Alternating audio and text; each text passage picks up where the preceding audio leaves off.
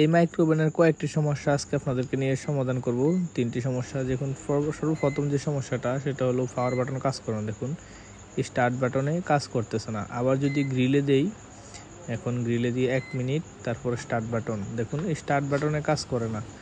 এটা আমরা আজকে কাজ করব। আর আপনারা যারা এই ধরনের কাজগুলো শিখতে চান, যেমন যে কোনো ধরনের ফ্যান, মোটর থেকে শুরু করে একেবারে মাড পাম্প, 3 ফেজ সাবমার্সিবল বা ইজিবিকের মোটর, চার্জার অথবা কন্ট্রোলার, ব্যাটারি বা সব ধরনের পাওয়ার টুলস বা কিচেনে ব্যবহৃত আইটেমগুলো, ব্লেন্ডার জাতীয় আইটেমগুলো, এই ওভেন টোভেন বা ফ্রিজ এসি বা বিভিন্ন ধরনের সার্কিট রিপেয়ার কোর্স আমাদের কাছে অ্যাভেলেবল।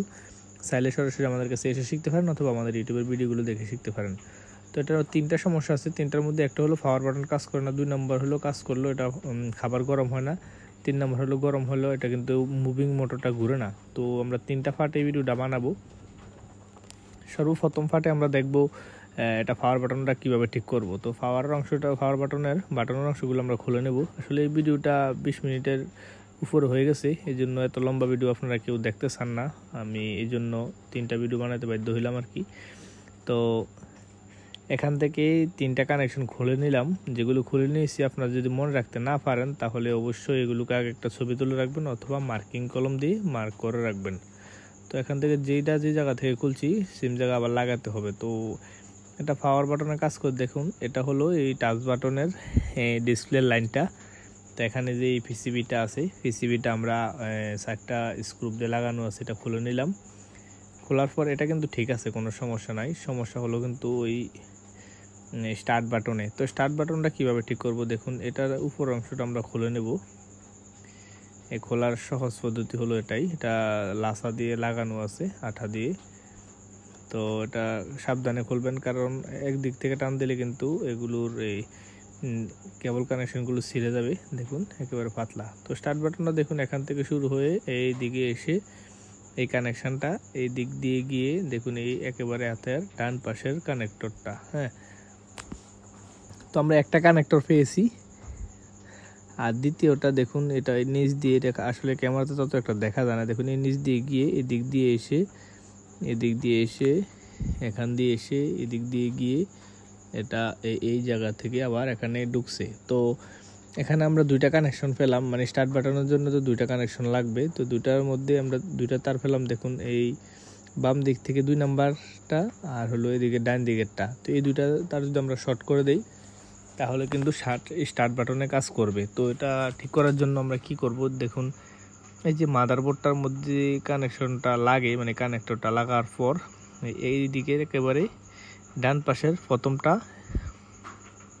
এবং এই বাম পাশের, দেখুন এই বাম পাশের এই দ্বিতীয় নাম্বারটা। তো এই 2টা থেকে আমরা দুইটা কেবল জয়েন করে নিয়েছি। যখন এই বাটনগুলো চেপে এই মিনিট আনবো এবং এই 2টা তার শর্ট করে দিলে কিন্তু স্টার্ট বাটন কাজ করবে। তো আমরা এটা এখানে লাগিয়ে নেব সোজাসুজিভাবে। এটা শুধু দেখার জন্য আমরা এটা খুলতে হয়েছে। তো এখানে দেখুন কয়েক ধরনের সুইচ আছে, আপনি যেটা ভালো মনে হয় লাগাতে পারেন। আমার কাছে এটাই ভালো মনে হয়েছে, একটু লম্বা আছে এই সুইচের ডান্ডাটা। তো আমরা ড্রিল মেশিন দিয়ে ওই দিক থেকে ছিদ্র করে এখানে লাগিয়ে দেব। তো আমরা এখান থেকে মাপটা নিয়েছি যে কোন জায়গায় লাগাবো। দেখুন এখান থেকে ড্রিল দিয়ে ছিদ্র করে এখানে এই ছোটো টাচ সুইচটা এখানে লাগিয়ে দেব। লাগানোর পর আমরা গ্লু দিয়ে লাগাবো। তার আগে একটু সোল্ডারিং করে নেই। যে 2টা কানেকশন, মানে যে 2টা সুইচ চাপ দিলে যে 2টা চালু হয়, মানে কানেকশন হয়, এই 2টা আমরা ভালোভাবে চেক করেছি মিটার দিয়ে। করার পর এখান থেকে আমরা গ্লুগান দিয়ে এখন লাগিয়ে দেব। তাতাল দিয়ে জ্বালাই করে নিয়েছি দেখুন। তো আপনারা অবশ্যই এটা চেক করে নেবেন কোন 2টা কানেকশন পায়। আসলে কিন্তু এই কাজগুলো যারা একেবারে বেসিক লেভেলের তারা কিন্তু এগুলো বুঝতে একটু কষ্ট হবে। আর যারা কাজ জানেন তাদের জন্য একটা আইডিয়া, কাজ শেখার কিছু নেই, তারা তো পারেই। দেখুন কানেকশনটি আমরা ঠিক সেমভাবে আবার আগের মতো লাগিয়ে দিব। স্টার্ট বাটনের জন্য আমরা একটা বাটন বাইর করছি। এখানে স্টার্ট বাটনটা নষ্ট হয়ে গেছে, আর এখানে কিন্তু থিনার দিয়ে ওয়াশ করতে গেলে পুরো বাটনগুলি নষ্ট হয়ে যাবে। থিনারের মানে পরিষ্কার করলে থিনার দিয়ে সবগুলো বাটনটাই নষ্ট হয়ে যায়। এই জন্য কখনোই আপনারা থিনার দিয়ে এগুলো ওয়াশ করতে যাবেন না। ওয়াশ করলে কিন্তু পুরো বাটনের সেটটাই বাদ। তো তো দেখুন এখানে আমাদের কাজটা হয়ে গেল। এখন যেই কানেকশনগুলো যেভাবে ছিল ঠিক সেমভাবে আমরা এই কানেকশনগুলো লাগিয়ে দিব। হ্যাঁ, একেবারে সহজভাবে। এই কানেকশনগুলো হলো যখন ডোরটি অফ করবে তখন 100% শিওর হয়ে মাদারবোর্ডটিকে সিগন্যাল দিবে যে ডোর অফ, এখন চালু করলে করা যেতে পারে এরকম। হ্যাঁ, তার যে 3টা কানেকশন যেখানে ছিল সেম জায়গায় আমরা লাগিয়ে দিচ্ছি। এটা বোঝার কিছু এত প্রয়োজন নাই কোনটা কোথাকার কি। এটা হলো পাওয়ার বাটন 220 ভোল্টের সাপ্লাই মাদারবোর্ডটাকে চালু রাখার জন্য। তো আমাদের পাওয়ার বাটনের কাজটা প্রায় শেষের দিকে। এখন আমরা চেক করে দেখব সব ঠিকঠাক আছে কিনা।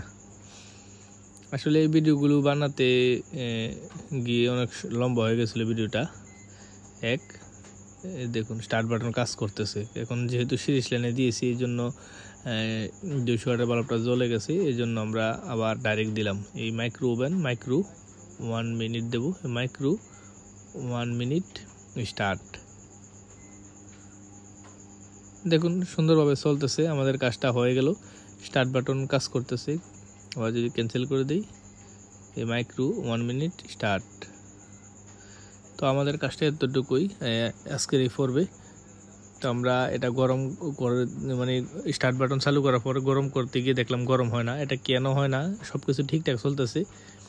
এই মাইক্রো দিলাম 1 মিনিট স্টার্ট, আবার মাইক্রো দিলাম 1 মিনিট স্টার্ট। তো এখন স্টার্ট হয়েছে কিন্তু এটা গরম হয় না এবং ভিতরের এই মুভিং মোটরটা ঘুরে না। এই দুইটা সমস্যা সমাধান করব আমরা নেক্সট পার্টে। দেখুন এখানে 2.2 এম্পিয়ার কারেন্ট নিতেছে। এটা মাইক্রো ওভেন চালু হলে কিন্তু 5 এম্পিয়ার থেকে 4 এম্পিয়ার থেকে 5 এম্পিয়ারের মতো কারেন্ট নেবে। এটা একটা সমস্যা, সেটা সমাধান করব। তো এটা দেখুন 2.3 এম্পিয়ার কারেন্ট নিতেছে। মিনিমাম কিন্তু 4 থেকে 5 এম্পিয়ার কারেন্ট নেবে এটা। আর এই জন্য এটা গরম হবে না, শুধু ট্রান্সফরমারটা চলতেছে কিন্তু ম্যাগনেটন লাইন যাচ্ছে না এবং এটা গরম হচ্ছে না। দেখুন একেবারে ঠান্ডা। তো এটা কেন হয়, কি সমস্যার কারণে হয় সেটা দেখবো আমরা আগামী ভিডিওতে। ততক্ষণ পর্যন্ত আমাদের সাথে থাকুন। Thank you for watching this video.